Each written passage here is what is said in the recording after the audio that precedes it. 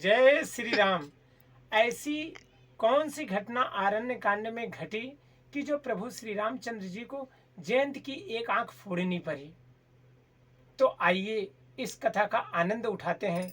महाराज जी के श्री मुख से पूजा संबंधी जो भी आपको सामग्री लेना है, हमारे बायो में उसका लिंक दिया गया है, वहां से जाकर के आप लोग परचेज कर सकते हैं। आपको बताऊं, अरण्य कांड के प्रारंभ में ही एक घटना घटी। एक दिन लक्ष्मण भैया कहीं गए चित्रकूट में, तो एकांत पा करके राम जी पुष्प उतारे और पुष्पों का आभूषण बना के भगवान मेरी मां का श्रृंगार किए।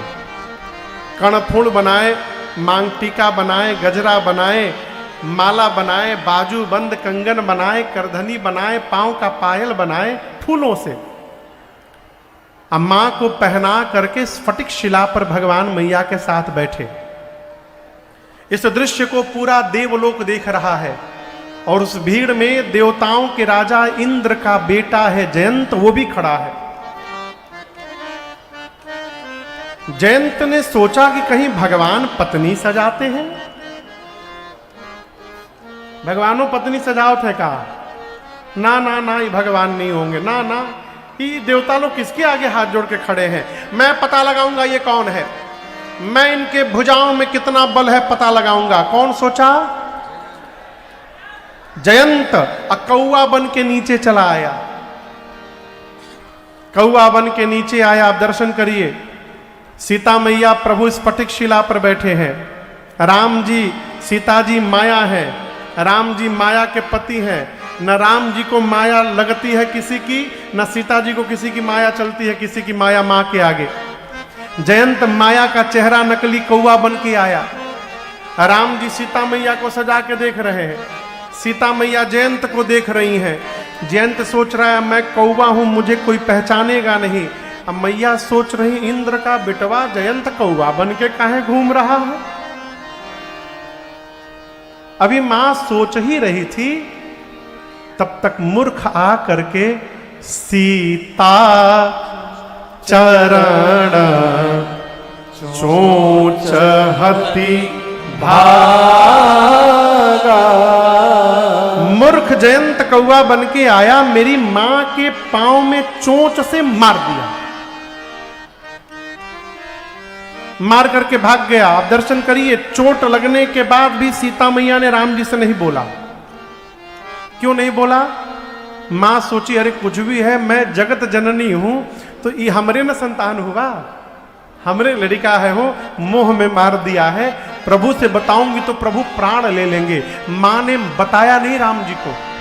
वो तो पांव के चोट से रक्त की धारा निकली।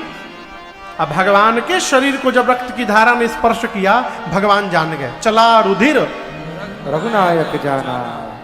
भगवान जान गए कौन मारा, क्यों मारा, कैसे मारा, कब मारा, कहां मारा।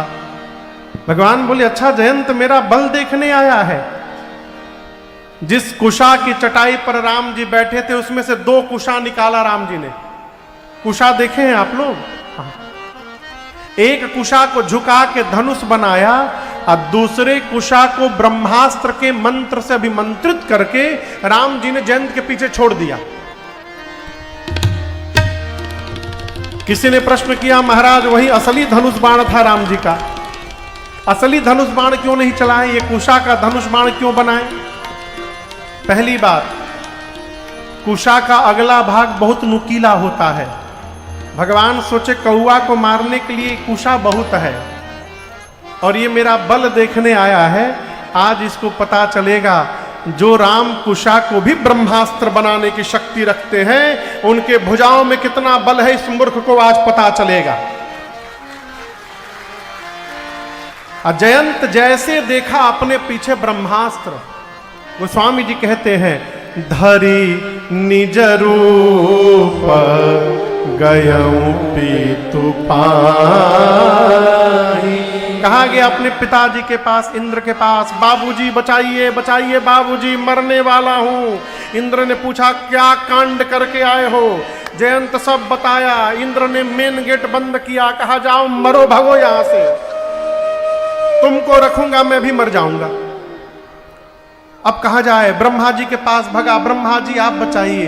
ब्रह्मा जी बोले क्या कर दिए हो? बताया। ब्रह्मा जी बोले राम जी तो एक ब्रह्मास्त्र छोड़े हैं, जल्दी निकल लो नहीं तो दूसरा मैं छोड़ दूंगा यहां पर, भागो जल्दी। कैलाश गया बाबा के पास। शंकर जी को पहले से पता चल गया था कि ऐसा ऐसा कांड जयंत किया है, घूम रहा है शरण के लिए। बाबा त्रिशूल लेके पहले ही से बैठे थे, जैसे दिखाई पड़ा बोला है नहीं आवा तो के खोजत नहीं आवा आवा आवा, भगा वहां से।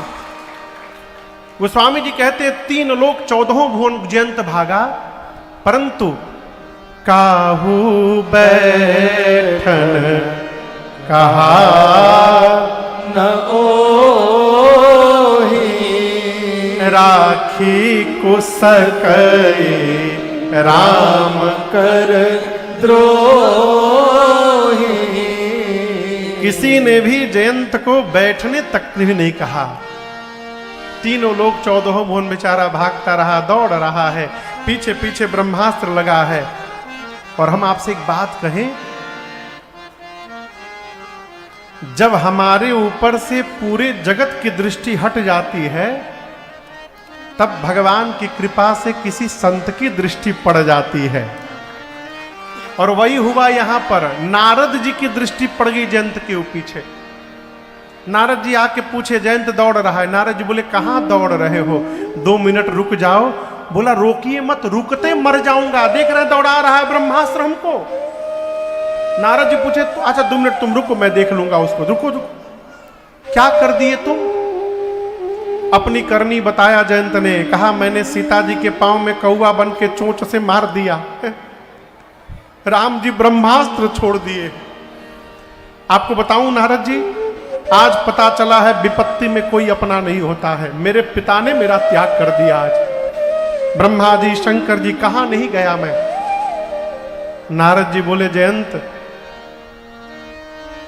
जब सब मारते हैं तो राम जी बचा लेते हैं, तुमको तो राम जी ने मार दिया है, कौन बचाएगा तुमको?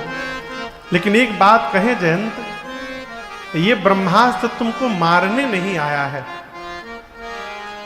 जयंत बोला हमारे पीछे पड़ा है कि आपके पीछे पड़ा है? हम भाग रहे हैं ना, कितना हम भागे हैं हम जानते हैं। नारद जी बोले बेटा, इसको मारना होता तो कब का मार दिया होता। तुम पिताजी के दरवाजे खड़े भय थे ना 2 मिनट, उसी में मार देता। ब्रह्म जी के पास खड़े भय थे ब्रह्मलोक में, वही मार देता। जब जब तुम रुकते हो ये भी खड़ा हो जाता है। जयंत पीछे घूम के देखा ब्रह्मास्त्र को तो वो रुका हुआ था। नारद जी से बोले अरे हम बिना मतलब में भाग रहे हैं, इसको मारना नहीं तो दौड़ा क्यों रहा है? नारद जी बोले वो कहना चाहता है कि जयंत, पूरी सृष्टि में कहीं भी भाग लोगे बच नहीं पाओगे।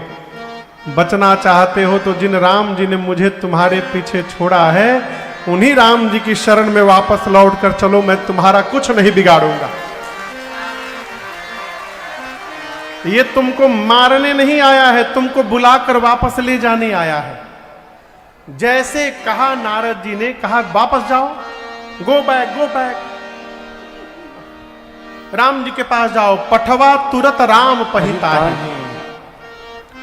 अब सोचिए पंडाल में राम जी यहां बैठे हैं, अब वो पंडाल के गेट इतने दूर से ही जमीन पर लोटते लोटते जयंत आने लगा। त्राहि माम त्राहि माम त्राहि त्राहि दयाल रघुराई, क्षमा करिए प्रभु, त्राहि माम क्षमा करिए। राम जी के पास आया। राम जी बोले फिर आ गए? चोट से क्यों मारे सीता को? जयंत बोला मैं आपका प्रभाव देखने आया था। राम जी बोले आए थे तो भागे क्यों? बोला प्रभु प्रभाव का पता पास में नहीं चलता है, प्रभाव का पता दूर जाके चलता है, इसलिए मैं मार के दूर चला गया था। राम जी पूछे कहां तक दिखाई पड़ा प्रभाव? हाथ जोड़कर बोला प्रभु 3 लोक 14 भुवन, जहां जहां गया आपका प्रभाव दिखाई पड़ा। राम जी बोले जो देखने आए थे प्रभाव वो दिखाई पड़ गया, तो अब क्या करने आए हो? बोला प्रभु पहली बार प्रभाव देखने आया था, दूसरी बार आज आपका स्वभाव देखने आया हूं। स्वभाव का पता दूर से नहीं चलता, स्वभाव का पता पास आके चलता है। मैंने आपके बारे में सुना है,